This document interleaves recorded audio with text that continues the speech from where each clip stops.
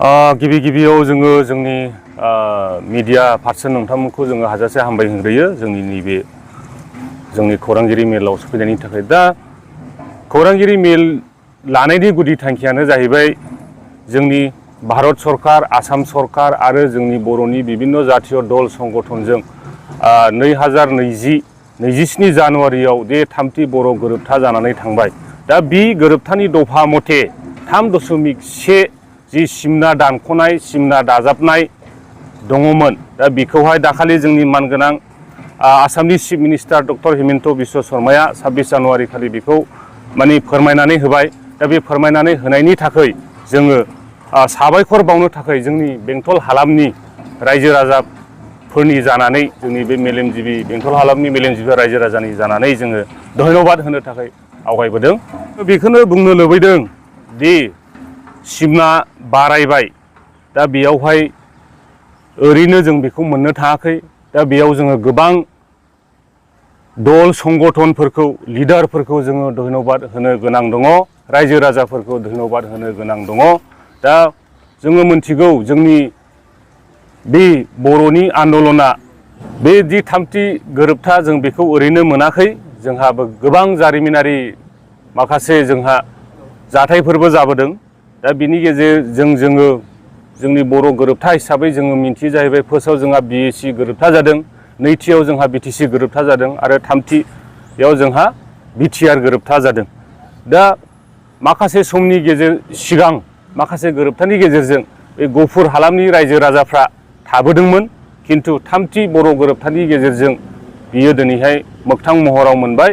दा बिनि थाखायनो जोङो बिथांमोनखौ, जाय दल संगठनफ्रा बे गोरोबथाखौ खालामदों, जों बिथांमोनखौ साबायखर होनो गोनां आरो साबायखर होनो थाखायनो दिनैनि मेलखौ लानाय जादों।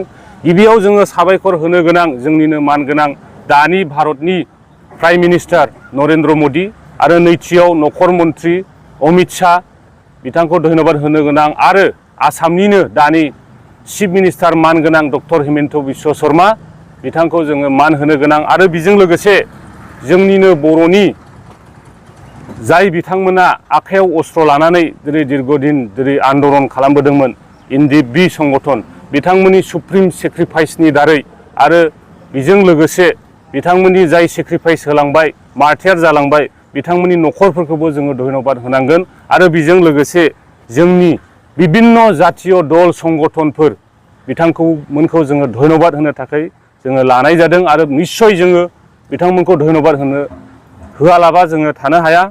दा बेजों लोगोसे आरो जोङो धन्यबाद होबावनो जोङो गोसो जादों जोंनिनो माखासे सागानगिरिफोर, जोंनि जातीय दल संगठननि लिडारफोर, जेरै दङ जोंहा NDP निफ्राय दङ जोंहा रन्जन दैमारि सार, बिथांखौबो जोङो मान होनांगोन बिथांमोननि नाजानायनि गेजेरजों। आरो जोंहा दङ गबिन्द बसुमतारी सार, बिथांमोननि नाजानायनि गेजेरजों बे सुक्तिया जानानै फैदों। आरो थामथियाव दङ धीरेन बर', आरो दङ जोंहा ब्रैथियाव सावरायग्रा, आरो दङ बाथियाव जोंनिनो जातीय संगठन प्रमद बर' सार आरो लरेन्स इस्लारि सार, बिथांमोनखौबो जोङो हाजासे हामबाय होनांगोन। मानो होनना बुङोब्ला बिथांमोननि सागाननि गेजेरजों बे बर'नि थामथि गोरोबथा जानानै फैदों। आरो बे गोरोबथानि गेजेरजोंनो दिनैहाय जोंनि सिमनाया बारायनानै फैदों। दा बेखौनो जोङो हाजासे जोङो बेंटल एरियानि जानानै जोङो हाजासे हामबाय होनो बिथांमोनखौ जोंनि गोसो गोरबोजों। दा जोङो बिनि थाखायनो दिनैनि नैबे खौरां मेलखौ धन्यबाद होनो थाखाय लानाय जायो।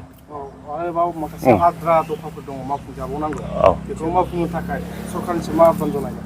आरो जोङो बेजों लोगोसे बेखौनो जोङो हालामनि जानानै जों बेखौनो खावलायनो लुबैदों, जि जोंहा माखासे बिटिआरनि दफाफोर दङ, बेखौ जेन' गभर्नमेन्टआ जोङो जेरैहाय जोंनि बर'नि संगठनफोरजों, बिभिन्न जातीय संगठनफोरजों जि कमिटमेन्ट होदों मावफुंनो, बेखौ थाबैनो मावफुंनो थाखाय जोङो जोंनि एरियानि जानानै जोङो गोसो गोरबोनिफ्राय जोङो भारत सरकार, आसाम सरकार आरो जोंनि दानि बिटिआर सरकारखौ जोङो खावलायनाय जायो, जेन' थाबैनो बे दफाफ्रा मावफुंजानानै जोंनि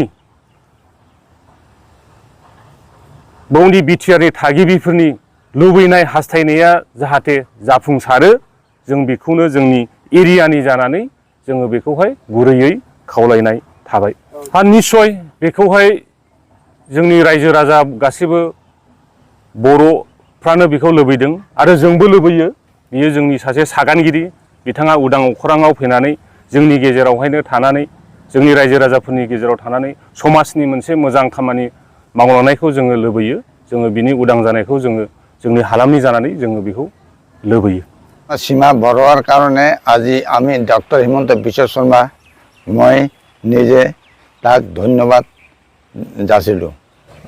আমি বেংটলবাসী হৈ যি 26 জানুৱাৰীৰ দিনা যি BTR সীমা বৰুৱা আমাৰ মাননীয় অসমৰ হেমন্ত বিশ্ব শৰ্মা ডাঙৰীয়াই যি আমাৰ বড়ো শান্তি চুক্তিত 3.1 দফা দ্বাৰা মতে প্ৰস্তাৱ লোৱা বাবে ধন্যবাদ জ্ঞাপন কৰিলোঁ।